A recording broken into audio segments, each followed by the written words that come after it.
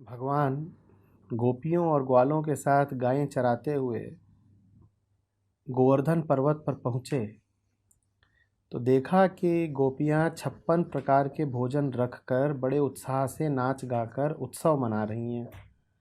श्री कृष्ण ने पूछा तो उन्होंने कहा कि आज वृत्रासुर को मारने वाले तथा मेघों व देवों के स्वामी इंद्र का पूजन होता है। इसे इंद्रोज यज्ञ कहते हैं। इससे ब्रज में वर्षा होती है, अन्न होता है। कृष्ण ने कहा कि इंद्र में क्या शक्ति है, उससे अधिक शक्तिशाली तो हमारा गोवर्धन पर्वत है। समझाते हैं आगे कृष्ण कि गोवर्धन से वर्षा होती है, हमें इंद्र की जगह गोवर्धन की पूजा करनी चाहिए। बात ब्रजवासियों ने मानी और गोवर्धन पूजा की तैयारियां शुरू हो गईं। सभी गोप ग्वाल अपने अपने घरों से पकवान लाकर गोवर्धन की तराई में कृष्ण की द्वारा बताई विधि से पूजा करने लगे। नारद मुनि भी वहां पहुंचे थे इंद्रोज यज्ञ देखने। इंद्रोज यज्ञ बंद करके गोवर्धन की पूजा कर रहे हैं ब्रजवासी, ये बात नारद द्वारा इंद्र तक पहुंच गई। इंद्र गुस्सा गए, मेघों को आज्ञा दी कि गोकुल में जाएं और प्रलय कर दें। तो ब्रजभूमि में मूसलाधार बारिश होने लगी। सभी भयभीत हो उठे। सभी ग्वाले श्री कृष्ण की शरण में पहुँचे। कृष्ण ने कहा कि गोवर्धन की शरण में चलो, वही सबकी रक्षा करे। जब सब गोवर्धन की तराई में पहुँचे तो कृष्ण ने गोवर्धन को अपनी कनिष्का उंगली पर उठाकर छाता सा तान दिया और सबको मूसलाधार बारिश से बचा लिया। कथा सारगर्भित है, ध्यान से भक्ति से समझेंगे। सत्य, तथ्य, कल्पना। सत्य, जब केंद्र होता है सत्य का, तब सामने जो दिखाई दे, इंद्रियों से जो दिखाई दे, उसे कहते हैं तथ्य। और जब केंद्र होता है छोटे से सीमित अहंकार का, तब आंखों को जो दिखाई दे, तब मन जिसमें रमा रहे, उसे कहते हैं कल्पना। तथ्य सदा पूरा होता है, कल्पना सदा अधूरी होती है। तथ्य में पूर्णता होती है, कल्पना में सदा प्यास होती है। कारण सीधा है कि तथ्य के केंद्र पे कौन बैठा है? सत्य। और कल्पना के केंद्र पे कौन बैठा है? अहंकार ही अपूर्ण है। तो अहंकार जनित जितनी कल्पनाएं होंगी, जाहिर सी बात है कि वो अपूर्ण ही होंगी। और सत्य पूर्ण है तो इसीलिए तथ्य सदा पूर्ण होता है।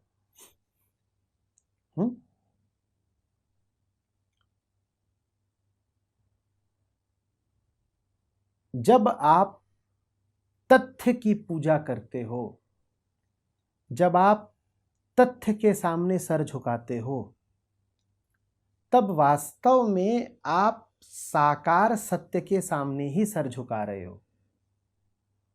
सत्य यदि निराकार है तो तथ्य उस निराकार का साकार रूप।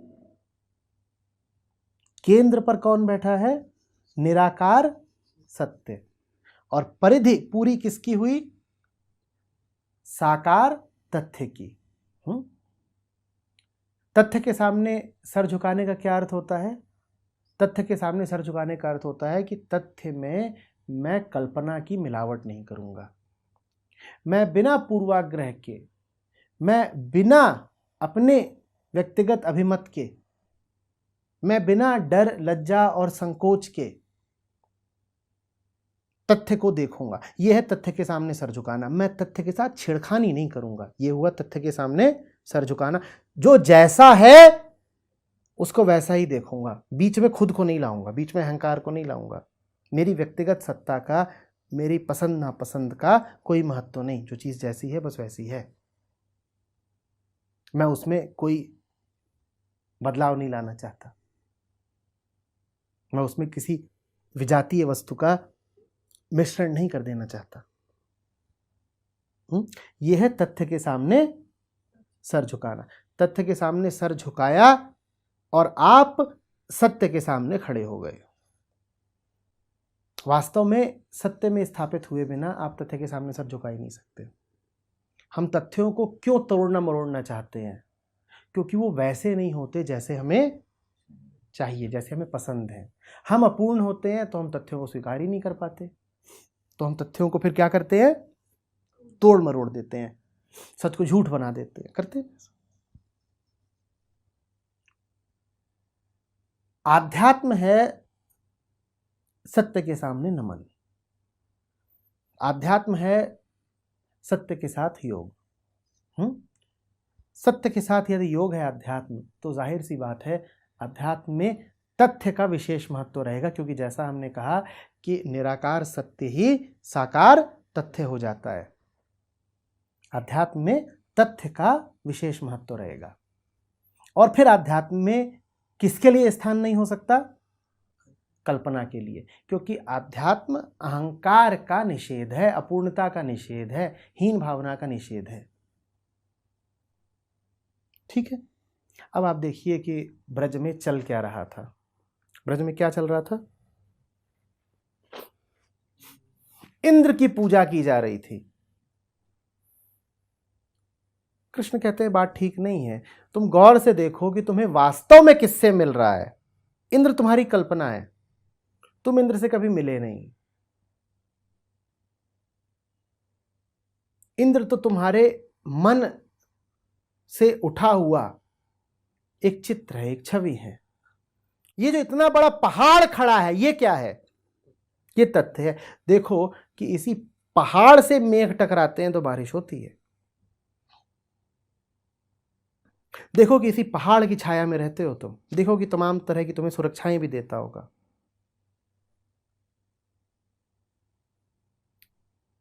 कृषि आधारित अर्थव्यवस्था थी, प्राकृतिक संसाधनों का बड़ा महत्व था। ब्रज की रोज की चर्या में पशुओं के लालन पालन में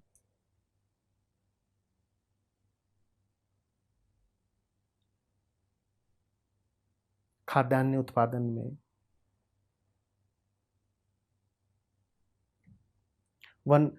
वन्य संसाधनों का बड़ा महत्व रहता है। बहुत कुछ है जो जंगल देते हैं, जहां पहाड़ है वहां जंगल है। ग्रामीण अर्थव्यवस्था बहुत लाभ पाती है वन्य उपज से। कृष्ण ने जो कहा उसको समझो। कृष्ण कह रहे हैं गौर से देखो ना कि वास्तव में तुम्हें फायदा कौन दे रहा है।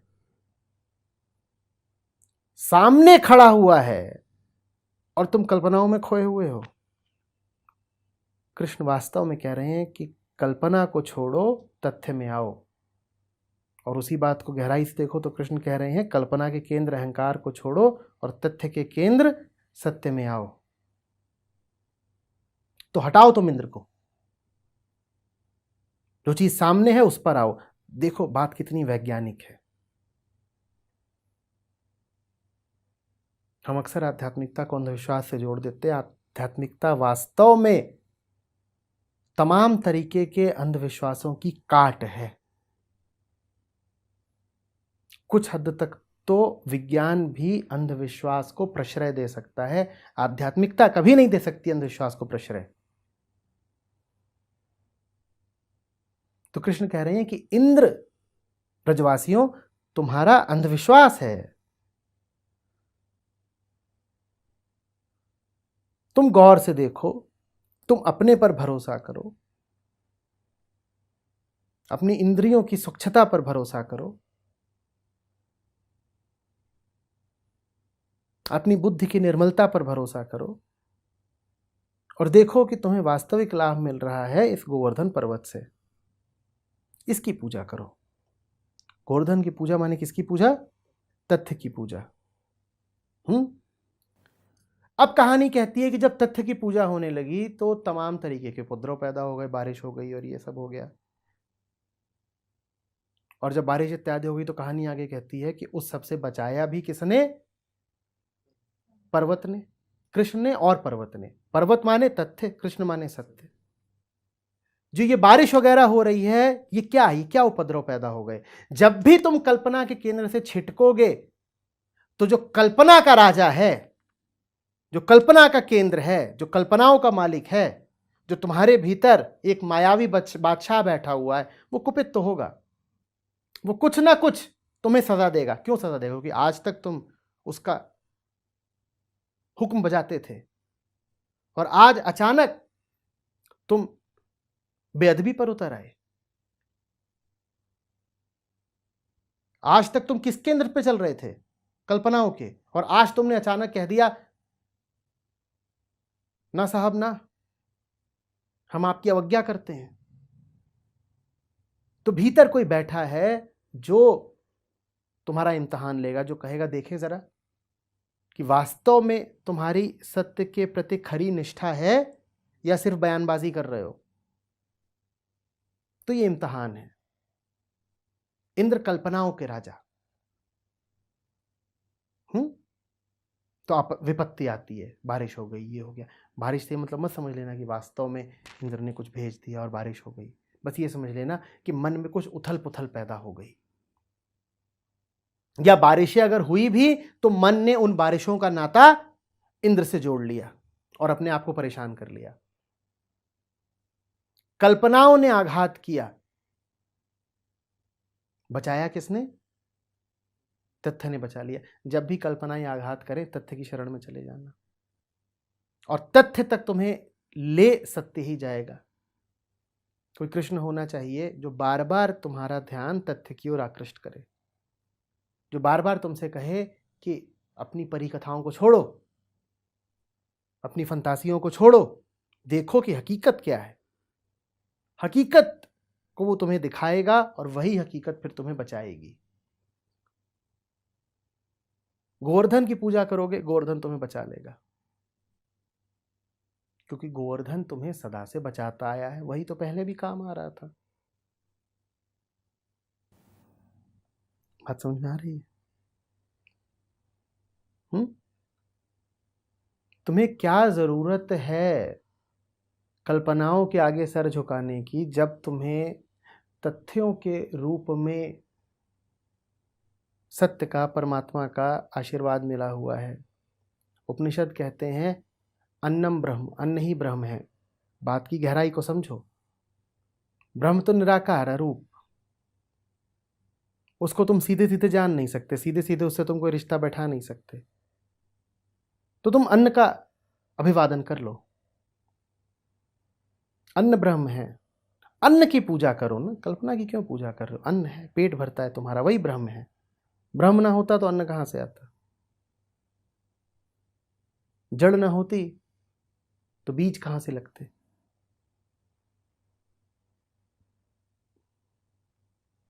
बात समझ में आ रही है? ये जो पर्वत है, ये प्रतीक है, प्रतिनिधि है प्रकृति का, संसार का। परमात्मा को सीधे कभी नहीं पूछ पाओगे। प्रकृतिस्थ हो जाओ।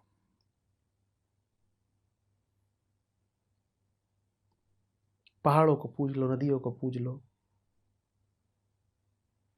रेगिस्तानों को पूज लो, पक्षियों को पूज लो, कीड़ों और मछलियों को पूज लो, और उनको देखने वाली अपनी आंखों को पूज लो, सुनने वाले कानों को पूज लो, समझने वाले मन को पूज लो।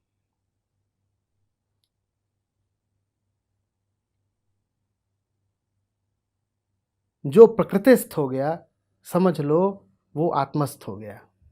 आत्मस्थ होने का और कोई तरीका नहीं है।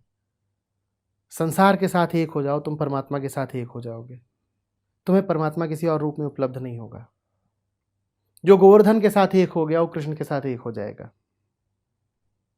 जैसे कृष्ण की मुरली भा गई, वो कृष्ण के पास आ जाएगा। कृष्ण के पास आने का और कोई तरीका नहीं है। परमात्मा के पास आने का एक ही तरीका है, संसार के पास आ जाओ। और जो मूर्ख सोचते हो कि संसार से कट करके परमात्मा को पा जाएंगे, वो संसार को तो खोएंगे ही, परमात्मा को भी खो ही देंगे। जो कुछ वास्तव में तुम्हारे काम आता हो, जान लो कि उसको भगवान ने ही भेजा है। उसी को भगवान मान के उसकी पूजा कर लो। और किसको भगवान बनाना चाहते हो? जो तुम्हारे काम आ रहा है उसको तुम नहीं मानोगे यदि भगवत सत्ता से प्रेरित, तो और किसको मानना चाहते हो? यह हवा काम आती है तुम्हारे, क्यों नहीं तुम इसको पूजते? दुनिया की तमाम महत्वाकांक्षाएं रखते हो, कहते हो ये पालूं वो पालूं, और बताओ जरा सी देर को यदि हवा छिन जाए तो क्या पाने काबिल बचोगे?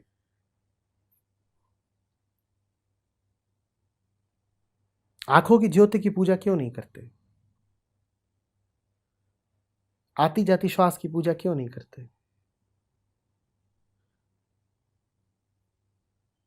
कण कण नारायण युक्त है, कण कण की पूजा क्यों नहीं करते?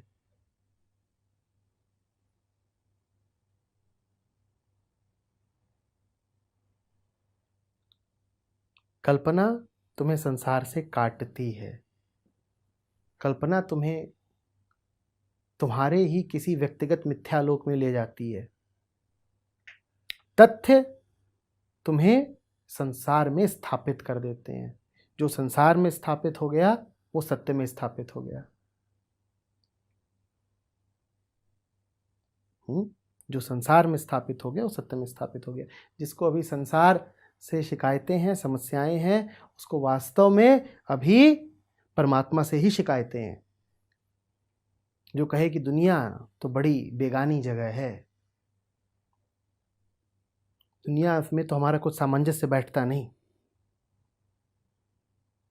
हमें तो अब मृत्यु लोक को पार करके परम लोक में जाना है।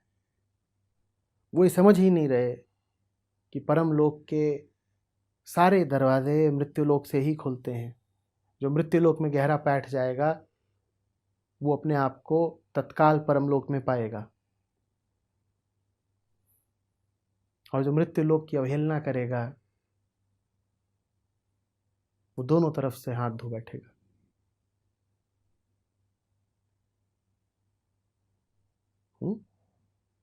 गोवर्धन की छाया में यदि जी रहे हो तो गोवर्धन की ही पूजा करो।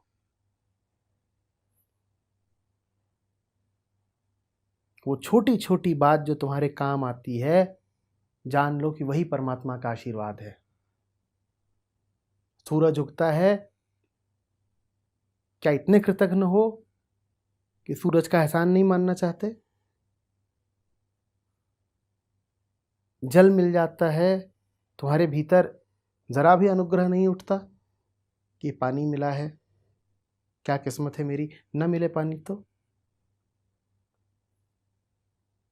किसी का क्षण भर को साथ मिल जाता है, अहो भाग्य मानो अपना।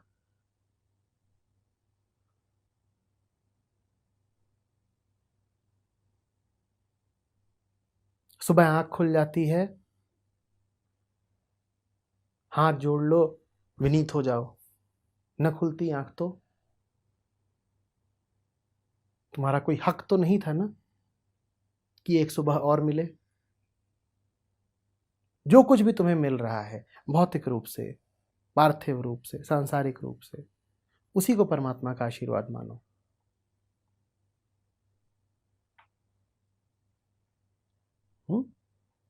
और कहीं मत तलाशने लग जाना। जहां गोवर्धन है कृष्ण वहीं है। कृष्ण को खोजना हो तो उस गोवर्धन के पास चले जाना जो तुम्हारे काम आता है। वो गोवर्धन कृष्ण की ही बुनियाद पर खड़ा है। बड़ा सांकेतिक है वो चित्र जिसमें कृष्ण की कनिष्ठा पर गोवर्धन विराजमान है।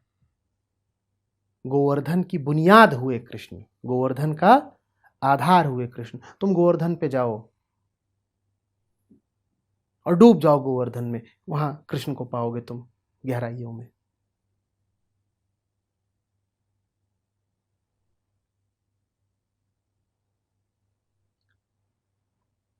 हम्म।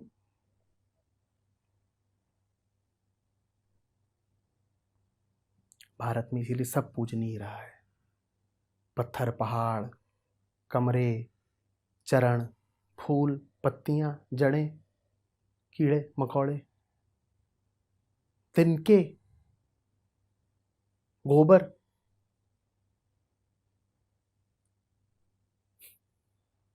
हड्डियां, झोपड़े, सूरज, चांद, तारे, सब पूजनीय है। जिस किसी से भी तुम्हें कुछ भी मिला हो, जान लो कि देने वाला एक है। जो दे रहा है वो उस देने वाले का ही रूप है। झट से पकड़ लो कि तो जान गए, तुम ही तो हो, तुम ही हो।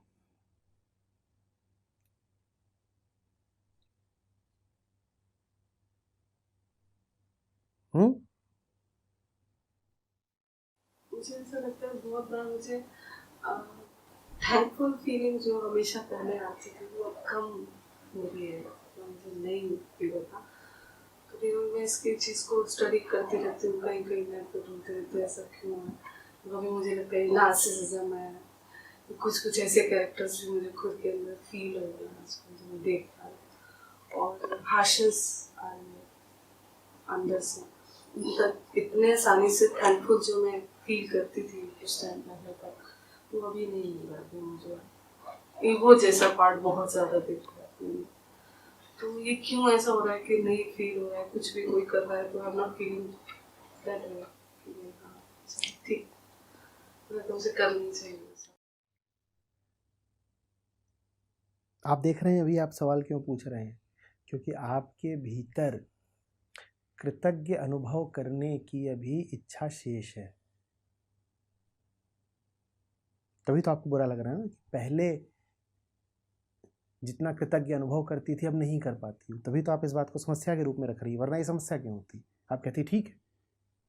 तो अभी ये इच्छा शेष है कि मैं कृतज्ञ अनुभव करती रहूं। अब देखिए क्या हो रहा है। कोई कृतज्ञ कब अनुभव करेगा? जब पहले उसकी हालत खराब हो और कोई बचाए। आपके भीतर अभी इच्छा शेष है कि आप कृतज्ञ अनुभव करती रहें, और कृतज्ञता अनुभव करने के लिए जरूरी है कि कुछ गड़बड़ हो और फिर उस गड़बड़ से आप उबार ली जाएं। तो फिर आप कृतज्ञ अनुभव करेंगी कि अरे मेरा सौभाग्य कि मुझे किसी ने बचा लिया। उस सौभाग्य का अनुभव हो इसके लिए आवश्यक है कि पहले कुछ गड़बड़ हो, और आप चाहती हैं कि आप कृतज्ञ अनुभव करें, तो कृतज्ञ अनुभव करने के लिए कुछ गड़बड़ होनी आवश्यक है ना। तो गड़बड़ हो रही है। आपके भीतर से कृतज्ञता जाएगी नहीं तो आपके साथ गड़बड़ कैसे होगी? और गड़बड़ होनी जरूरी है, तभी तो फिर आप और कृतज्ञ अनुभव कर पाएंगी। तो अब आपके साथ गड़बड़ होने के दिन आ रहे हैं,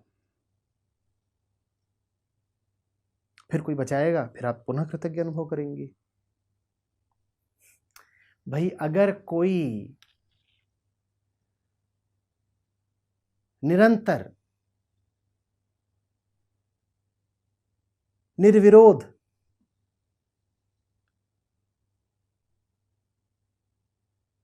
कृतज्ञ अनुभव करता ही रहे तो कभी उसके साथ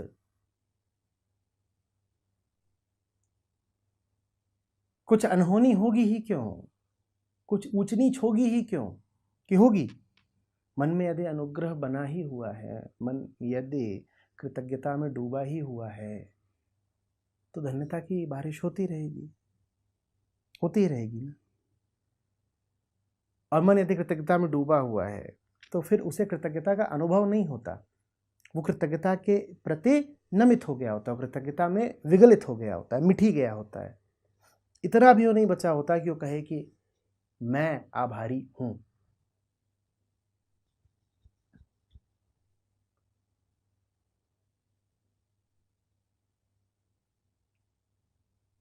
वो झूला देखा है ना आपने, क्या बोलते हैं उसको, जो ऊपर जाता है और उसमें जितने लोग बैठे होते हैं वो उल्टे हो जाते हैं और फिर वो नीचे आता है। नहीं, वो तो गोल वाला होता है, तो जिसमें वो एक रोलर कोस्टर। देखा है रोलर कोस्टर में सबसे उत्तेजक क्षण कौन सा होता है, जिसकी खातिर लोग उस पर चढ़ते हैं? लोग पैसे क्यों देते हैं उस पर चढ़ने के? क्या इस बात के पैसे देते हैं कि सब ठीक रहे? आप रोलर कोस्टर पर क्या इसलिए चढ़ते हो कि सब ठीक रहे? कुछ बीच में ऐसा हो जाना चाहिए कि प्राण हलक में अटक जाएं, और फिर जब ठीक होता है मामला तो लगता है अरे वाह क्या बात है। हमारे लिए मात्र ठीक होना काफी नहीं है, मन को समझिएगा। मन के लिए आवश्यक है बीमार होके ठीक होना। अगर सब निरंतर ठीक रहे तो मन को मजा नहीं आता।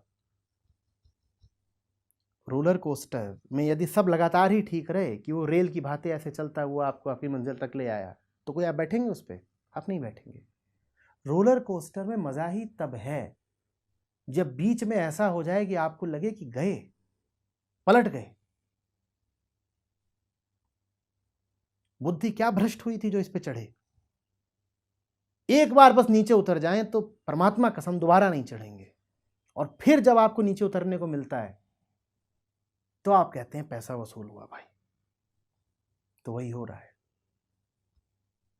कुछ उपद्रव होना आवश्यक है, उपद्रव होगा, उसके बाद जब फिर कोई आएगा जो ठीक करा देगा तो आपको लगेगा बड़ा अच्छा हुआ। अब बहुत दिनों से उपद्रव हुआ नहीं है। उपद्रव क्यों नहीं हुआ है? क्योंकि कृतज्ञता थी।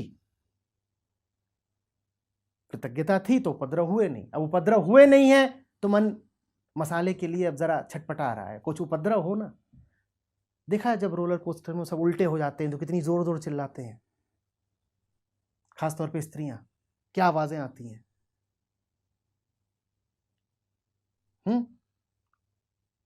आत्मिक अनुभूतियां, तन मन सब गीला हो जाता है। और फिर वो सीधा होता है, आगे थम जाता है। तब जो राहत की सांस आती है कि क्या कहने।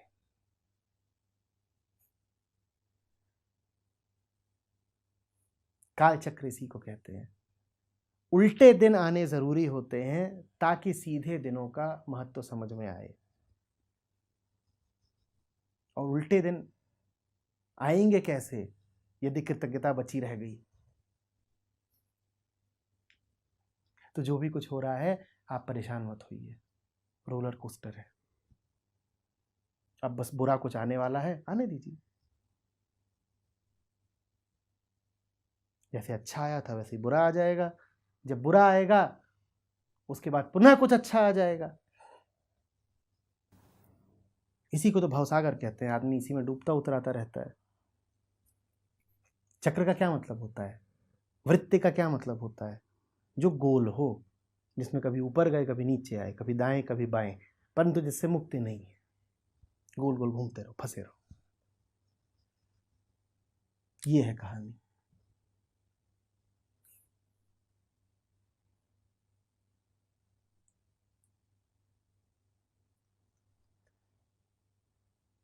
आप अकेली नहीं है। पुराण कहानियां सुनाते हैं, देवता भी भूल जाते हैं।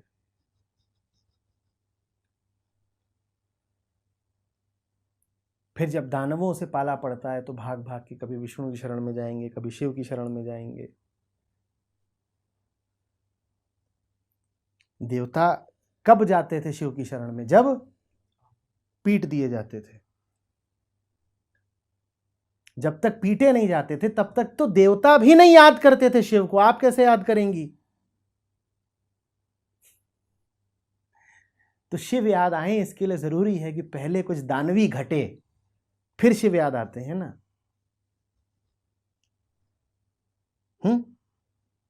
इसीलिए शिव होते हैं अद्वैत, और नीचे पूरा द्वैत का खेल होता है। यदि देवता हैं तो दानव भी होंगे ही होंगे। दानव ही तो फिर देवताओं को याद दिलाएंगे ना शिव की। दानव ना हो तो शिव के पास कहाँ जाएं देवता, जाएंगे ही नहीं। ये खेल बहुत पुराना है, चलता ही आ रहा है।